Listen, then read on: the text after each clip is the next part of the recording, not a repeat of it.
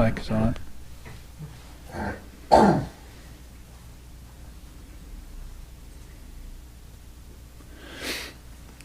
Om Brahmanandam Paramasukadam Kevalam Gyanamurtim Dandvaititam Gagana Sadrisham Tatvama Shadi Laksham Ekam Nityam Vimalachalam Sarvadi Sakshi Bhutam Bhavatitam Trigunarahitam Sadgurum Tan Namami. Om Shantihi Shantihi Shantihi. We salute the leader of our souls, through whose grace our ignorance is dispelled, who is beyond good and bad, pleasure and pain, life and death, and all other pairs of opposites. We recognize that one as the only witness to the changing phenomena of the universe. May we through that grace go beyond darkness and delusion and realize the truth in this very life. Om peace, peace, peace.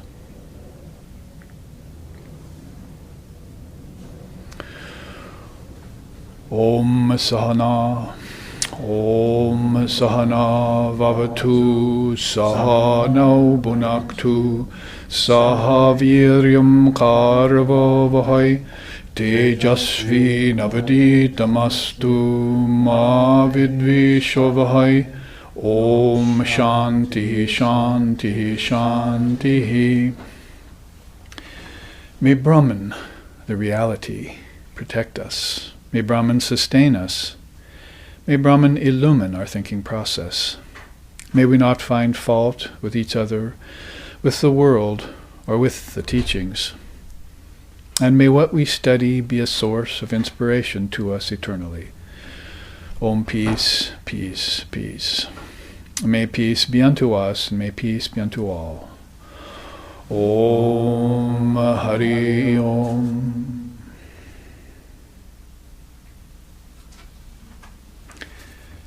And with this fine chant from the Sanskrit, Vedanta, Yoga, Gita, ambiance and atmosphere that it invokes here amongst us, those of you who are here in the SRV Ashram classroom today, and also those who are live streaming, we welcome you all to this second class of this particular visit, a Dharma visit, which I do 4 times a year, to San Francisco and to Oregon, and then we're broadcasting live on Sundays from Hawaii when I'm not here on the mainland. So we're trying to keep a continuous flow of Dharma teachings going to those who are interested.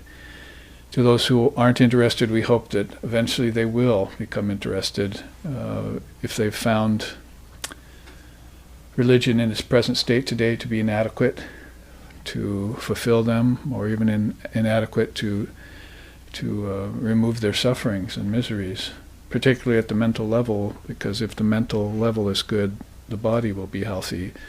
Everything begins from inside and proceeds out. Opposite of what we've been taught in science and evolution, that the source is within, the kingdoms of heaven are within, your true nature is within. Within being a designation which is not the opposite of outside necessarily, but it's a moniker to sort of establish us in an all-pervasive awareness, which we call Brahman here, and they call him Allah in the Muslims, and Almighty Father, and Yahweh, and different designations, names, appellations that they've used to point out this all-pervasive reality that the Upanishads, which we're studying today, state is as subtle as fire and wood, or oil in a sesame seed. You have to do some sort of work to bring it out from hiding. And one of the slokas in the Shvetashvatara Upanishad said that yesterday, that Brahman is in hiding here. So you have to do certain exercises, certain experiments, if you will, in the West right now, who are experimenting with Vedanta and Yoga and Buddhism, Tibetan Buddhism and other darshanas, basically of Indian origin. You have to do that kind of experiment to bring it out and make your life better. there's a good life, and then there's a better life, and then there's the best life, as Vivekananda used to say. We want to go from good to better to best. But he didn't say anything about going from bad to good, or from ignorance to truth. He said from lower truth to higher truth. So you have to modify your mind in a way that will allow this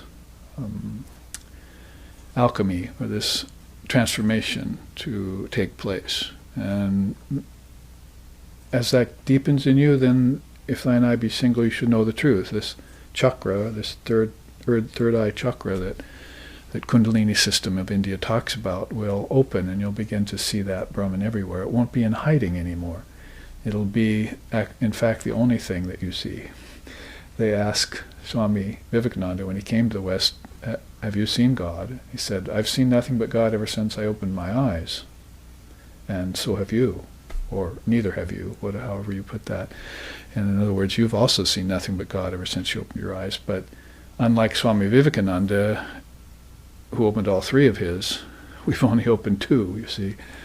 And we just chanted, may we go beyond life and death, pleasure and pain, all the pairs of opposites. Krishna advises that in the Gita to Arjuna too, so that we can live that singular life of worship, of study, of meditation, and of selfless action. Those are the four main yogas that India wants to teach us about. In other words, again, putting a sort of moniker or a designation or an assignment on some practice that people who want to be conscious and aware engage in. See, they don't just let it go and let the field of the mind go ripe with seed and weeds and so forth. They always discriminate and move back in and make sure they remove the clutter of the mind.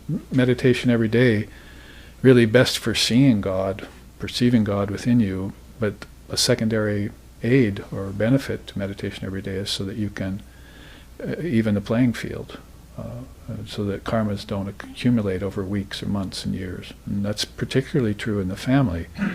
In the monastery, that kind of thing isn't accumulating because you don't have TVs, and you don't have siblings, and you don't have children, and you don't have to worry about everyday life, which is difficult. They call it the Ashanatrayam in monastic communities. That is, people who are caught in the three bondages. Ashanatrayam means spouse, money, and family, basically. And that's a bondage to them. It's a bondage, outright bondage. But, of course, if you're a householder who has that awareness of Brahman behind everything and in everything, that is the presence of God, then you will transform life as you live it. It's like Sri Ramakrishna used to say, the expert dancer never takes a wrong step. That is, he certainly does make wrong steps, but nobody knows it because he makes it so graceful. He turns a mistake into a new creative move, you see, or something, you see. And just in the flow of the spontaneous moment, you see, kriya it's called in Sanskrit, that he can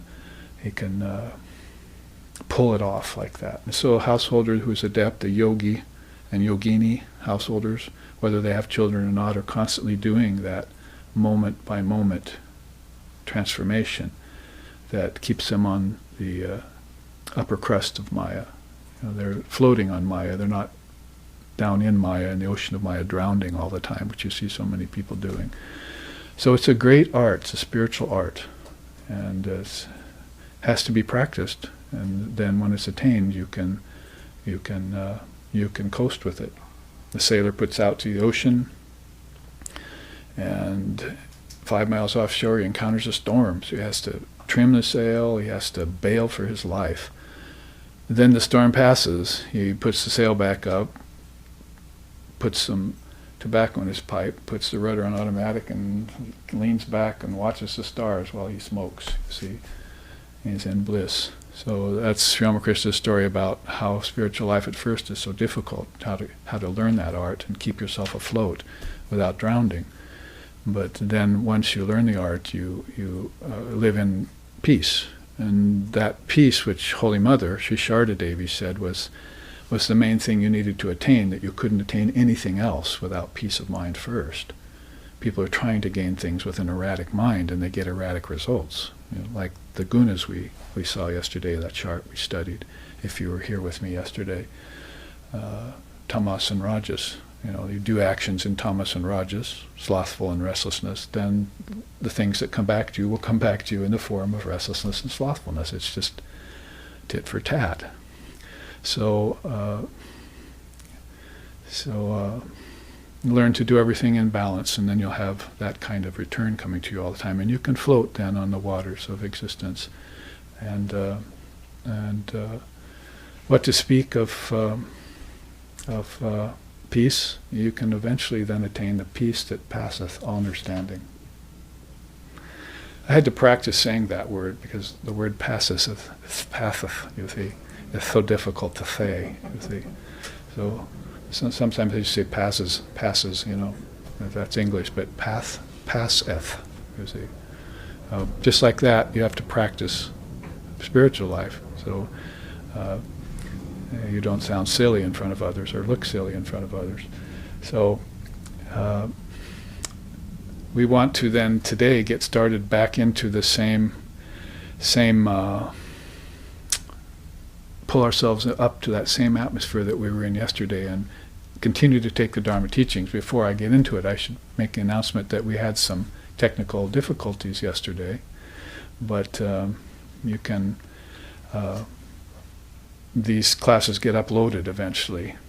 Maybe it takes a few days, sometimes a week, and this very site you're on, you can look back on it later, and anything that was missed because of technical difficulties, you can see it, review it again, and look at it. They're not hearing anything, seeing anything right now. It's just... You want to start over? Could we for them? I mean, this... Because we have got people who are trying to watch this, and it's just not